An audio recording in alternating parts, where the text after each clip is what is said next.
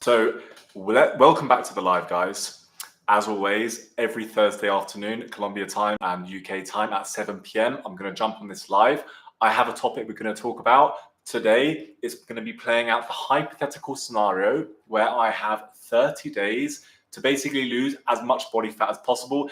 And I've put 5 kg in the title because, believe it or not, if you were to lose 5 kg of actual body fat, not just 5 kg of actual total body weight, it would be a massive win.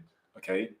And I just want to start by saying these numbers don't sound that impressive. Okay. 30 days actually sounds like quite a long time. When you're doing the diet and you're struggling and you're tired and you're hungry and you're going without the food you love, 30 days seems like a long time, right? Then on the flip side, 5 kg, if you just said to someone, oh, I've lost 5 kg, they'd be like, it's £10. It's really not a lot.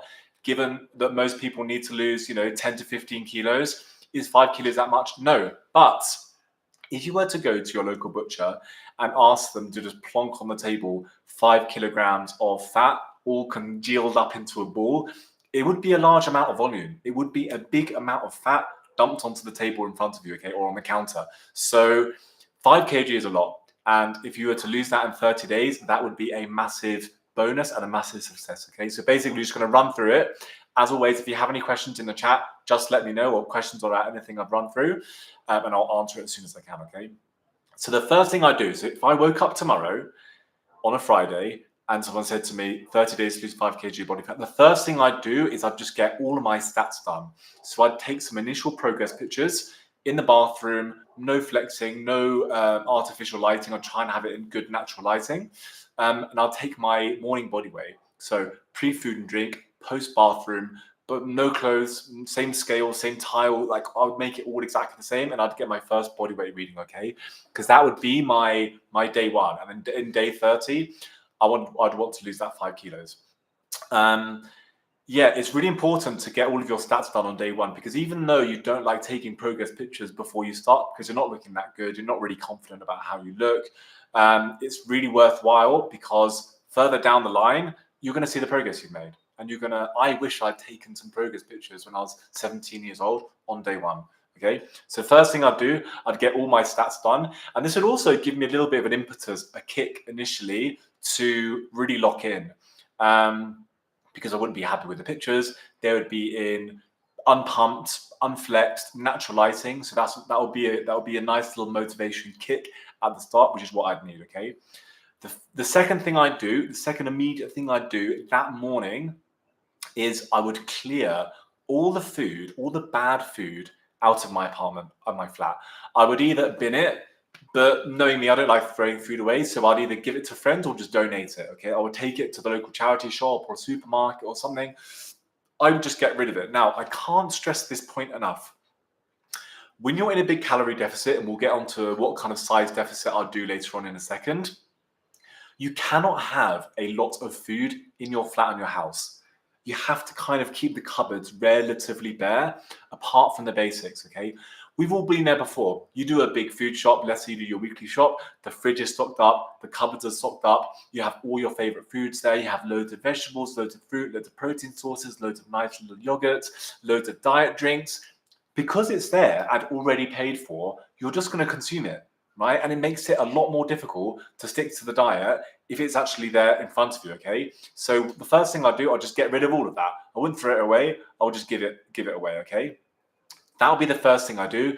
Out of sight, out of mind, because come the evening time, when you're bored, when you're tired, when you're hungry, when your motivation to do the diet is basically zero, and then you open up your fridge and it has all your favorite foods in there, you're going to eat it, okay? Everyone is human. Let's say everyone has a certain amount of willpower. So let's say you didn't do it for one day. Let's say your willpower worked for one day, and maybe your willpower would work for even 2 days. Are you going to be able to sustain that for 30 days? No.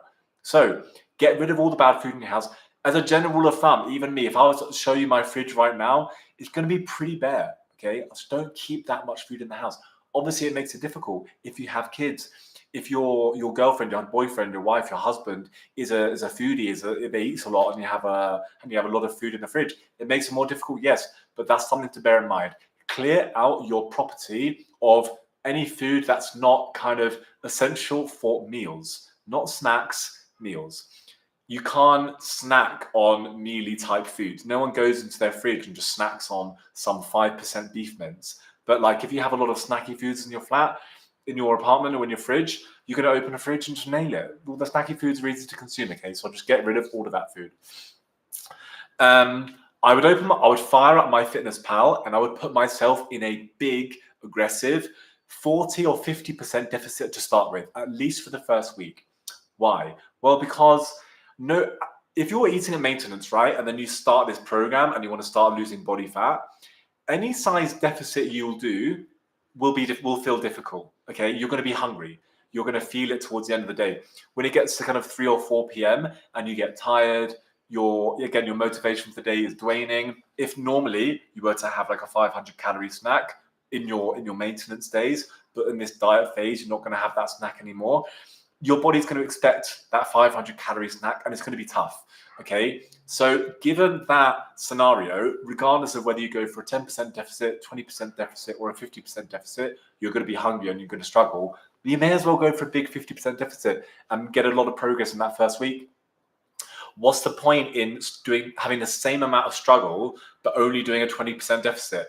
You may as well just like go the full thing, go 40 or 50% deficit. That means, by the way, when you've worked out your calories online, which is easy to do, you just need to do a Google thing. You type in your body weight, your age, your sex, your activity level, that kind of thing. And let's say it gives you a number. It says you're going to burn 2,000 calories a day. A 50% deficit means you're going to be eating 1,000 calories a day. Yes, which sounds aggressive, which sounds like it's unsustainable. Because it is. It's unsustainable. We're only going to do it for a week and then probably increase the deficit a little bit. But remember, we have 30 days to lose 5 kg body fat. So we need that aggressive dietary approach. And at the start is the best time to do that. Okay. And so what I would do, I would have a high, because the deficit is so big, the protein requirement or your protein requirement is going to be a lot higher compared to normal. When you're consuming a lot of calories and you're in a surplus, or let's say even a maintenance, your protein requirements are not as high compared to when you're in a deficit because you have a surplus or maintenance of calories. You're probably going to hold on to your muscle a lot easier. But when you're in a deficit, you're in a catabolic state. By definition, your body's going to be looking at your muscle to try and fuel or make up some of that deficit. We have to try and offset that by like whacking the protein up more than normal. So I do high protein.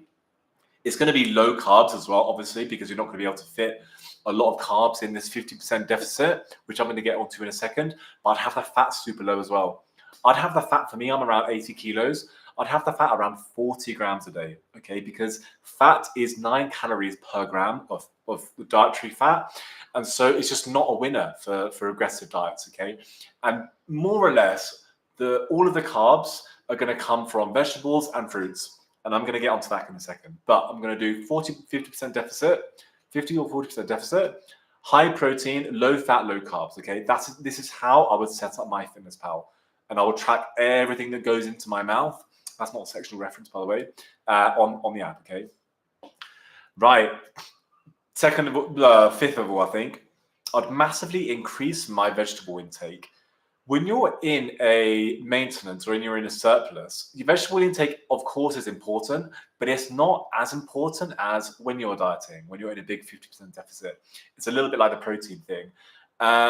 Because you have a surplus of calories, by definition, you're probably getting a lot of vitamins and minerals in because you're eating more food. So you don't have to cover your bases that much. And also, because you're not dieting, your requirement to fill up your plate with low calorie vegetables is lower because you're not trying to lose body fat. But when you're in a big 50% deficit and you're struggling, you're going to be struggling, you're not eating that much food, you're going to be doing a lot of activity. You basically want to fill your stomach up with as many vegetables as realistically possible to keep you firstly full, so you don't go off track and like actually you feel satiated.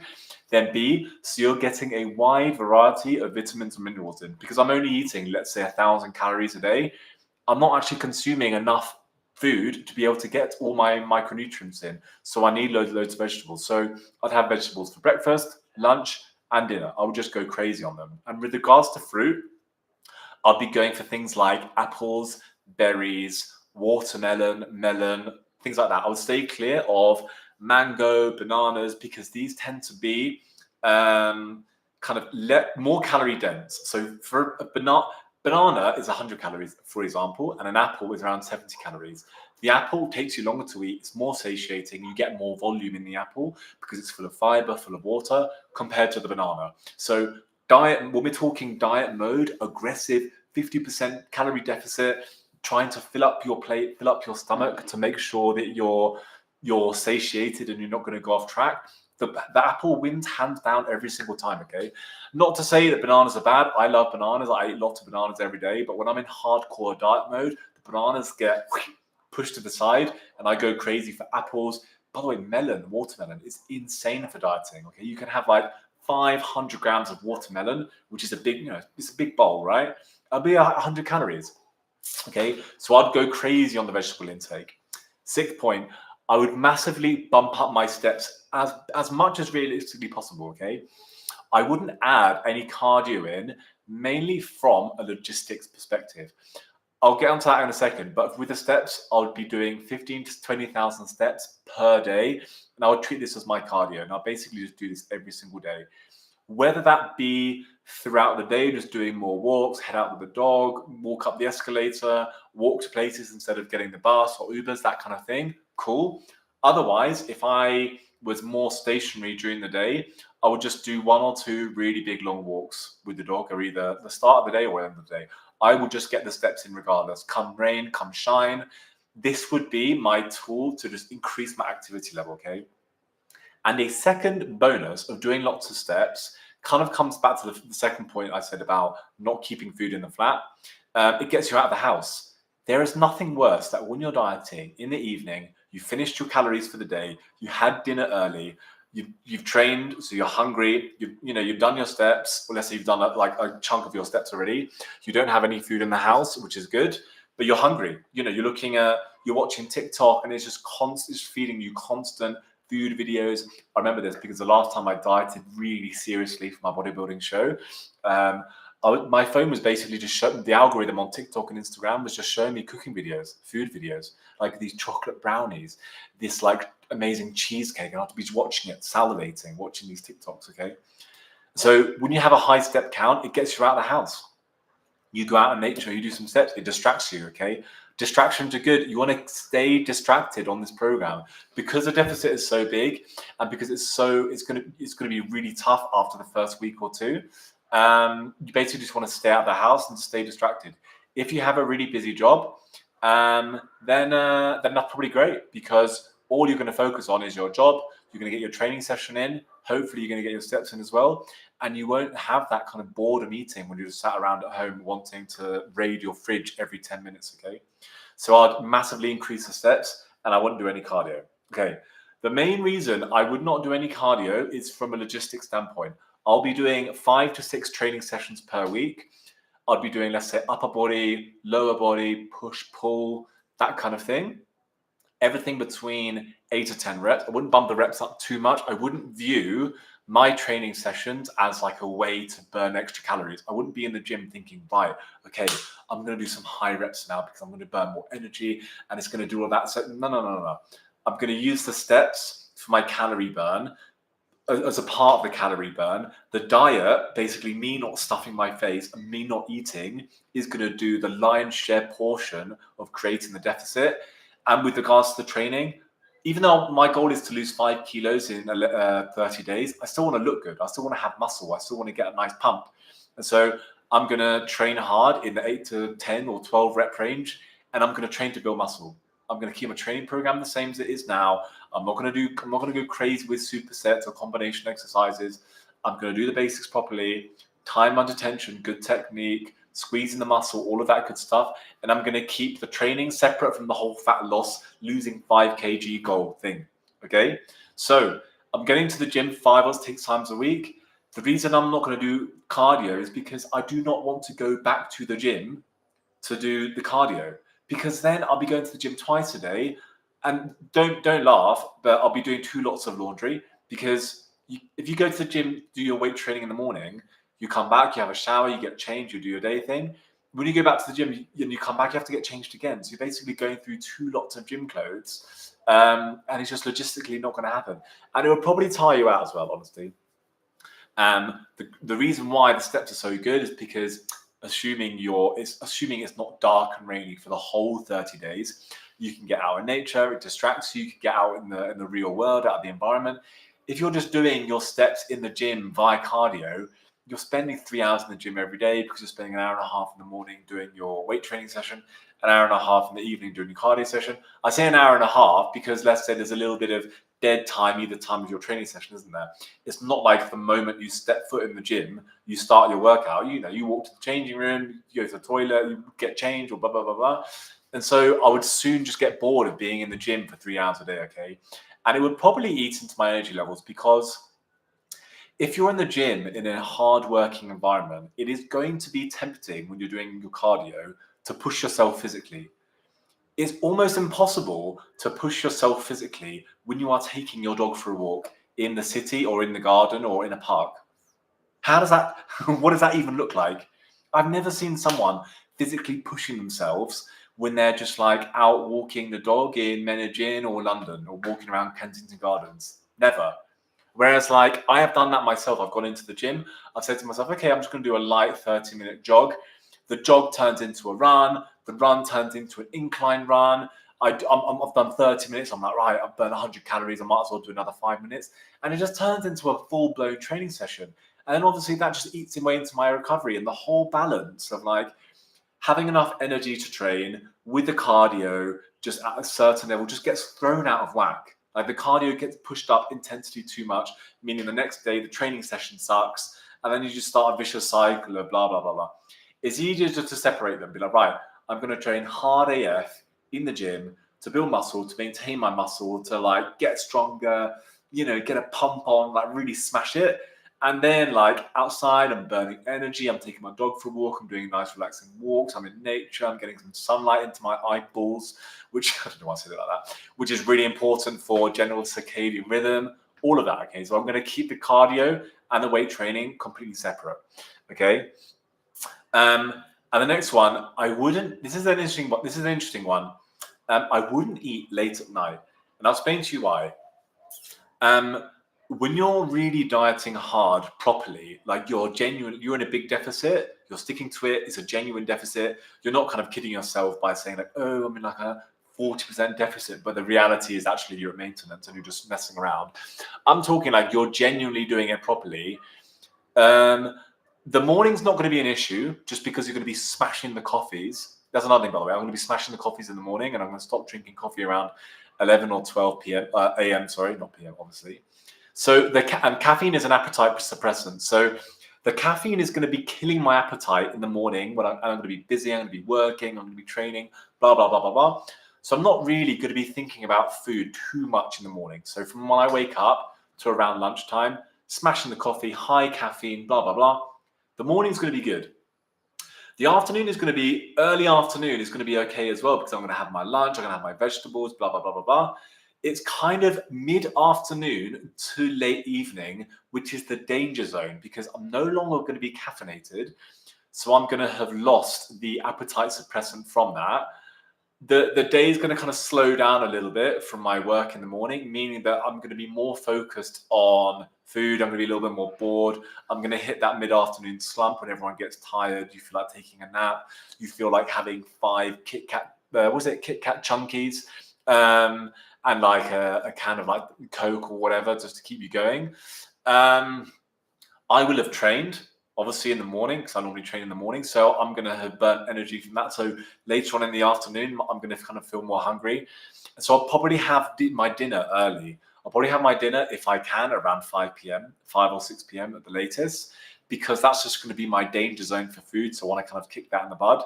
And so I'm going to have finished my calories by, let's say, 6:30 or 7 p.m., assuming those meals are going to be big and it's going to take me a long time to eat.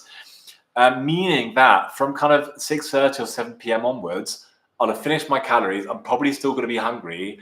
And so instead of staying up until midnight, instead of like being bored, I'm looking at my phone, temptations everywhere, thinking, oh, should I just order Deliveroo or should I just have a rice cake? Or, oh, actually, I've burnt this amount of energy today. That means I can have a little bit more because this is the kind of battle that you have in your head when you're doing a really hardcore diet. It's easier just to go to bed. It's a little bit like how I said earlier, where going outside for a walk is really good when you're in a dieting phase because it distracts you and it gets you out of the house, and you cannot be opening your fridge up to check what's in it if you're not even at home. You cannot be cheating in your diet if you're unconscious in your bed sleeping, can you?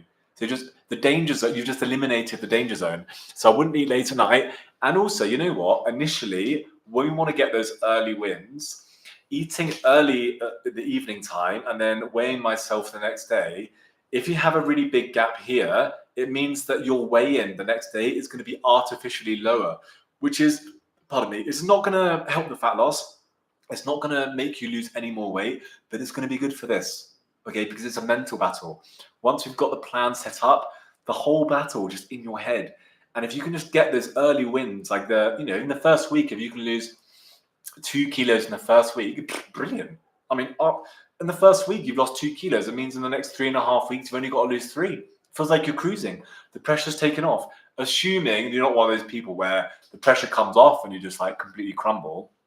So it would also help the weigh-in on the following morning if you eat dinner early. And then also, everyone just sleeps better if you eat early. If I have a big meal at 10 p.m. and I go to bed at 11 p.m., I just don't sleep that well, right? Whereas if I eat at 5 or 6 p.m., yes, it's early. It's like eating at the same time as like your kids do if they're like younger. But you probably sleep better because you're not digesting immediately before bed. And it's going to help sleep as well. And sleep is recovery. I mean, you're going to be really pushing your body to the limit on this, trying to lose those 5 kilograms of body fat in 30 days. Your steps are going to be like super high. Your training is going to be brutal because you haven't got enough calories really to fuel it. Like initially, the training sessions are going to be okay, but towards the end of the 30 days, your training sessions are going to really start sucking. Because how can you be training hard if you weigh 80 kilos and only eating 1,000 calories a day? It's not possible. Initially, for a few days, yes, cool. But after a few weeks, the training sessions are going to really suck. And you can offset that as much as possible if you're just sleeping really well.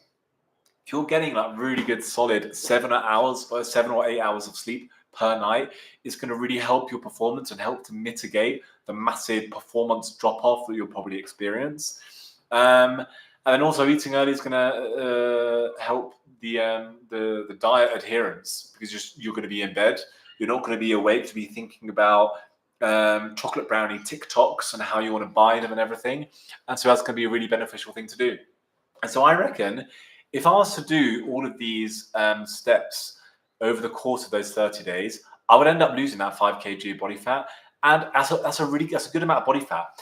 That's enough body fat that if you were to look at, let's say, an averagely fat person, male or female, after those 30 days, you would be able to see a significant difference in their physique. Noticeably leaner, especially kind of from the neck upwards, in the face, in the extremities as well, like the arms and the legs, assuming you haven't got some like weird hormone imbalance where that's where you hold most of your body fat. It would be enough body weight to body fat to see a significant change, which would be good. And then if you were to do that before a holiday, hopefully that will just kickstart the process so that when you're on holiday, you don't just completely balloon up and put on that 5 kg again. Or even if you're just doing it not before a holiday, after those 30 days and you've lost 5 kilos, after that, then you can just like tweak things slightly, maybe move it to a 10% deficit rather than 50%. Pardon me, I forgot. So I do 50% deficit for the first week or 10 days, and then I'll probably gradually increase the deficit, make it smaller. So I'll do that then 40% for a week, then 30%, okay? Because as you lose body fat, your ability to be able to kind of tolerate a big deficit goes down. Example, I won't use the example I'm actually thinking about, but let's say a prisoner of war, right, who is being starved. They could be 24 hours without food away from dying, right? Because they're so skinny, they're so lean, that if they don't eat within 24 hours, they die, right? Prisoner of war, super skinny, okay? Being starvation, right? Flip side of the coin, let's say you have a male who is 150 kilos. Is he 24 hours away from dying? No. He could last a month, maybe 2 months, maybe 3 months without eating because he has all the stored energy on his body. The prisoner of war has almost zero stored energy on his body, meaning that he is 24 hours away from dying because he has no muscle and no body fat. Our guy over here, 150 kilos, loving life, 5'10", super fat. He has so much stored energy on his body, primarily through body fat, that he could survive for months without eating additional calories. Okay, so that's an extreme example, but that's the best way to think about it. So as we go through this process and we get leaner and we drop the body fat, our tolerance and our ability to be able to like maintain that really aggressive deficit just goes down. Okay, so I'd slightly decrease the size of the deficit as I go along to as my body weight comes down to take into account for that. It should still result in me losing body fat at a good rate, but it will just make it more manageable. I'll probably be able to hold on to more muscle and it'll just make the whole process better. Okay, so thank you very much for tuning in. I hope you enjoyed the live. This is what I do exactly. If I had to lose 5 kg body fat in 30 days, I would do this tomorrow if I had to, but luckily enough for me, I'm in the position right now I don't need to, but that's exactly what I do. So if you haven't done so already, like and subscribe if you're watching this on YouTube, and I'll see you in the next live. Same time next week, okay? 7 p.m. UK time on Thursday, and it's 1 p.m. Colombia time, okay? So, ciao, adios.